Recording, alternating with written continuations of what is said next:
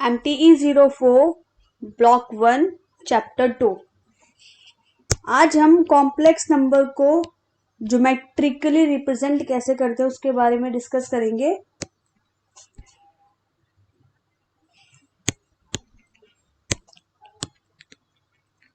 Geometrical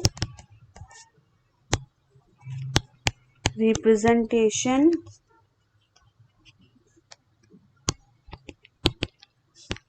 of a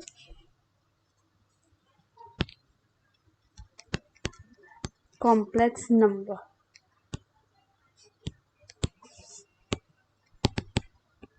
graph तो सबने ही सीखा होगा। कार्टेशियन प्लेन पे हम जिसको ड्रॉ करते थे, ये एक्स एक्सिस होता है, ये वाई एक्सिस होता है, यहाँ पे एक्स डैश होता है, यहाँ पे वाई डैश होता है, ये ओरिजिन पॉइंट होता था। इधर और इधर सारे पॉजिटिव नंबर्स आते हैं, इधर नेगेटिव एंड इधर नेगेटिव नंबर्स आते हैं। तो इसी तरीके से हम कॉम्प्लेक्स नंबर को जब हम ग्राफ में या फिर कॉम्प्लेक्स नंबर को जब हम ज्योमेट्रिकली शो करेंगे तो हम इसी ग्राफ की मदद से हम शो कर सकते हैं। जब हम किसी कॉम्प्लेक्स नंबर को ग्राफ में रिप्रेजेंट करते हैं, उसको ग्राफिकली ज्योमेट्रिकली जब हम उसको रिप्रेजेंट करेंगे तो उसको हम जिस कार्टेशियन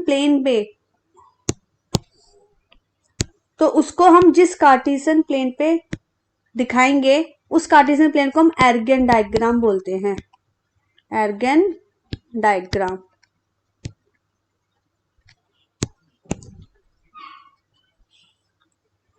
तो जब हम ग्राफ में किसी को शो करते हैं तो हमारे पास उसमें दो एक्सिस होता है, एक्स और वाई।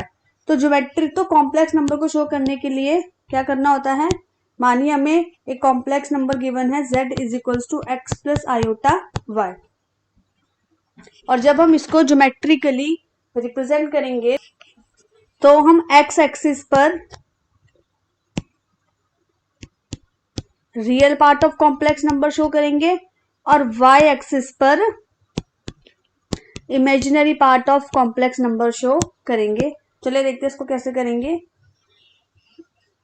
मानिए हमें एक कॉम्प्लेक्स नंबर गिवन है z is equals to 2 minus 3 iota. हमें इसको ग्राफिकली ज्योमेट्रिकली रिप्रेजेंट करना है, तो उसके लिए हम क्या करेंगे, पहले कार्टेशियन प्लेन यानी कि एर्गन डायग्राम ड्रॉ करेंगे।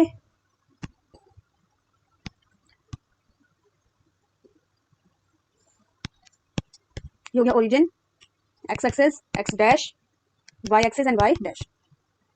तो जब हम 2 और -3 को शो करेंगे तो उसके लिए हमारे पास पहले पॉइंट्स होने चाहिए। 1 2 3 4 5 6 7 8 9 एंड सो ऑन। जैसे यहाँ पे 1 2 3 4 5 6 7 and so on. Negative 1 2 3 4 5 6 and so on. 1 2 3 4 and so on. Suppose हमें 2 5 को शो करना है, तो ये होता था हमारा एक्स कोऑर्डिनेट और ये होते थे हमारे वाई कोऑर्डिनेट। तो हम क्या करते थे, यहाँ पे 2 है और ये रहा 5, हम 2 के एकदम सामने और 5 के एकदम सामने ड्रॉ कर देते थे और इसको नाम देते थे 2 एंड 5। तो कुछ इसी तरीके से हम कॉम्प्लेक्स नंबर को भी शो करते हैं। पहले हमें यहाँ पर एक्स कोऑर्डिनेट और वाई कोऑर्डिनेट को पहचानना पड़ेगा। तो जब हम ग्राफिकली ज्योमेट्रिकली इसको रिप्रेजेंट करेंगे तो जो रियल पार्ट होता है कॉम्प्लेक्स नंबर का, वो एक्स एक्सिस को रिप्रेजेंट करता है। रियल पार्ट ऑफ z क्या होगा, वो एक्स एक्सिस के अलोंग होगा, और इमेजिनरी पार्ट जो होगा कॉम्प्लेक्स नंबर का वो वाई एक्सिस के अलोंग होगा। तो यहाँ पर हमारे पास रियल पार्ट क्या है, 2 है, और इमेजिनरी पार्ट क्या है, -3 है। तो जब हम इसको ज्योमेट्रिकली रिप्रेजेंट करेंगे तो ये होगा हमारा एक मिनट,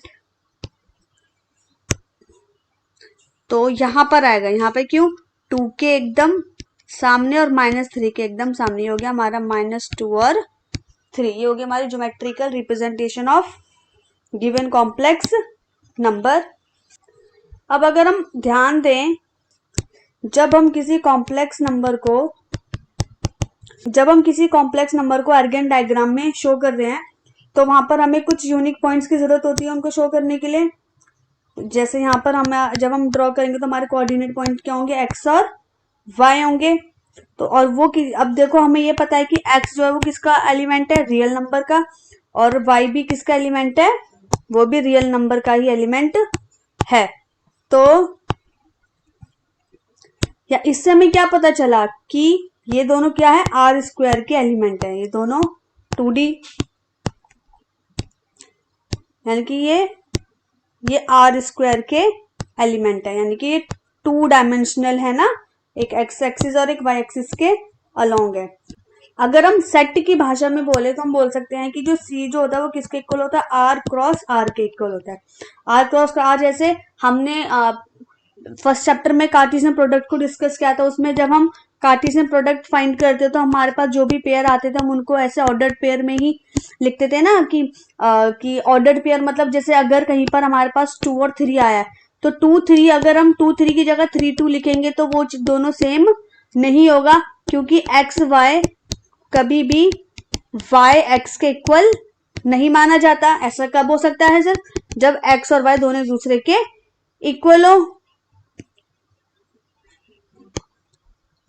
तो इसीलिए हम क्या कह सकते हैं कि ये क्या है, कॉम्प्लेक्स नंबर जो है वो क्या है, वो एक ऑर्डर्ड पेयर है किसका, रियल नंबर का। So this implies that the complex number is an ordered pair of real numbers. चलिए क्वेश्चन, एक और क्वेश्चन करते हैं आर्गन डायग्राम के लिए। सपोज हमें कॉम्प्लेक्स नंबर गिवन है z is equals to -5 -3 iota. तो जब हम इसको आर्गन डायग्राम में शो करेंगे तो हमारे कोऑर्डिनेट पॉइंट्स क्या होंगे यहाँ पे, -5 और -3, रियल पार्ट एक्स एक्सिस के लिए और इमेजिनरी पार्ट वाई एक्सिस के लिए। सो 1 2 3 4 5 6, 1 2 3 4 5 6, 1 2 3 4 5 6, 1 2 3 4 5 6। तो हमें क्या चाहिए, हमें एक्स एक्सिस पर -3 चाहिए और वाई एक्सिस पर एक्स एक्सिस पर -5 चाहिए और वाई एक्सिस पर -3 चाहिए। तो -5 और -3 होगा हमारा यहाँ पे, एक्स एक्सिस -5 और -3 के एकदम सामने, ये हमारा -5 एंड -3, एंड ये है X axis, Y axis, X dash and Y dash.